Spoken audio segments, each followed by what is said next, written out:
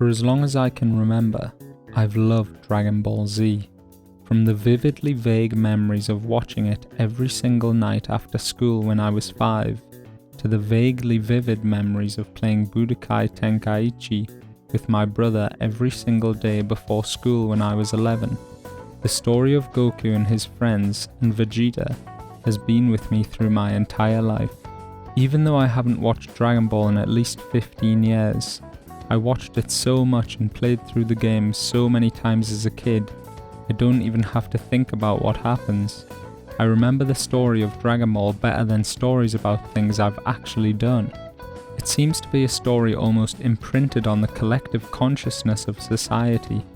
Even my friends who don't watch anime love Goku and Vegeta and talk about turning Super Saiyan in the gym, and argue with me about whether Goku could beat Saitama from One Punch Man.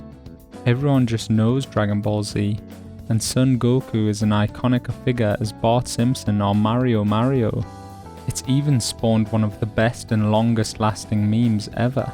It's over 9,000! I didn't know most of this until recently, but Dragon Ball as a franchise is hugely influential. Aside from the obvious of every main character being based on Goku, basically invented every other shonen trope, including power levels, transforming heroes and villains, inner energy based magic systems, and tsundere best friends. It was even the first to have time skips and a main character who grows up, and due to this insane level of influence, it quite rightly gets referenced all the time. A few months ago I found out about Dragon Ball Kai, the shortened version which is meant to be more in line with the original manga without the filler, and after seeing it was only 150 episodes, rather than the original 300, I jumped straight in. I finished the entire series including the Boo arc last night, and I've got to say it was fucking amazing start to finish. Rather than just being a rehash of a story I already knew, it felt like my intimate knowledge of what happened actually increased my enjoyment of the series. I knew all of the fights and who lived and died, but it's all the tiny details that I had forgot that made it so fun to watch. The adorableness of Dende, the hilariousness of Vegeta's tsundere attitude after getting back from Namek, and the total badassery of Trunks murdering King Cold. Instead of making things worse, it just increased my anticipation for the moments I knew were coming. I felt like a kid on Christmas morning when I started the episode of Goku's transformation into Super Saiyajin, and even though I couldn't remember it, I thought about how fucking badass it must have been to watch when it first aired on TV. I felt genuinely proud of Gohan as he unknowingly surpassed Super Saiyajin during the Cell Saga, knowing full well it would end with the best Kamehameha in the series, and I felt a beautiful happiness as the universe was finally saved by what has to be the best finishing move in all of anime, the Super Genki Dama. In my mostly video game based memory of Dragon Ball's story, I had also forgotten most of the moments that happen outside of battles, and even though I remembered how badass Goku and Trunks and Teen Gohan were, I had no recollection of just how funny Dragon Ball Z is. There were so many times I found myself laughing almost uncontrollably. When Goku forgets everything about the artificial humans because he's so shocked to learn Trunks' identity, the sweet ridiculousness of Gohan thinking he looks cool dressed as Saiyaman, and literally everything Mr. Satan says and does from the moment he is introduced.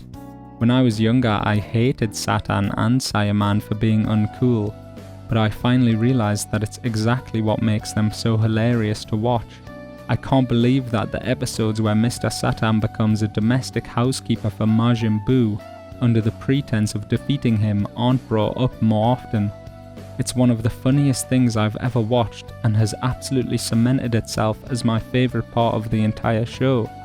In fact, I've extended this part of the script just so I can keep their antics on screen as long as possible. Crazily enough, not only is this the funniest part of the show, but it's also the medium which provides one of the nicest character developments, as Majin Buu goes from a childlike entity that sees destruction as fun, to a being that has learned to care for something other than itself through the medium of Mr. Satan. Even the intro to Kai is amazing. and I learned the Japanese lyrics to Dragon Soul in about 20 episodes. I can sing it perfectly from start to finish, and I'll prove it right now.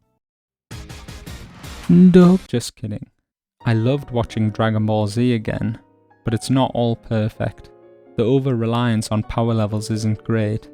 It kind of retroactively ruins the stakes of a fight against someone like Frieza, who is meant to be the strongest in the universe, and a couple of episodes later there are artificial humans made on Earth who completely eclipse him, and then Cell, and then Dabura, and then Majin Buu, and then every other villain in every film and the series which follow. It's basically a running joke for a character to classify someone they've just met as on another level or on a different sphere. I mean, Piccolo even says it about Kaioshin, who turns out to be weak as fuck like 2 episodes later. This power escalation is something which has become a sad trope in shonen, and it just makes it seem like the writers didn't plan ahead. I love Demon Slayer, but it was obvious the power levels were scaled back massively as it got more popular to allow it to be stretched out further. It creates these hilarious conversations like, imagine if Cell had shown up at the same time as Raditz, or even something tiny like if Piccolo had merged with Kami before fighting the artificial humans. The power levels change so quickly and drastically that each situation would be ridiculous. Instead of characters having strengths and weaknesses, and fights being more about tactics, like Hunter x Hunter, Dragon Ball relies solely on power levels, training, and transformations. And so a lot of the time Goku will just decide he has secretly been able to go Super Saiyajin 3, or that fusion exists. Every fight is one side completely destroying the other until they power up or transform, and then it flips back. It's rarely an even match, and when it is, it's amazing. Even with its flaws, I loved watching Dragon Ball Z again. It's not the best written story ever, and there are plenty of times when characters just don't beat the bad guy when they have the chance for absolutely no reason. But much like JoJo's, it's just got this hilarious and lovable air around it that makes me completely forgive all those misgivings. Like an Arnold Schwarzenegger action film, it might be ridiculous and stupid, but I spend the whole time watching with a wide grin at its sheer audacity. One of the things I love most about Dragon Ball is not even part of the show at all. It's that it's widely considered to be the first example of anime introduced to normal Western culture. Dragon Ball Z came out in the UK 11 years after it first aired in Japan, and due to its popularity, we can now get basically every anime ever made with English subtitles, and there are thriving communities of people who love anime online. Anime is so popular in the West now that we can watch shows online at the exact same time as they are aired in Japan, and companies like Netflix are producing great series all the time, as well as letting me watch Spirited Away whenever I want. Most of all, watching Dragon Ball Z again as an adult gave me a sense of love and admiration for the nuances of the characters, who would almost become one-dimensional in my memory. Goku's endless and innocent positivity, future Trunks' quiet kindness as his timeline's last hope for humanity, and Vegeta's unwavering pride and coldness slowly giving way to love for his family. I finally know the true story of Dragon Ball Z, rather than just the reflex-like memory of all the fighting. There is a reason Dragon Ball is so iconic.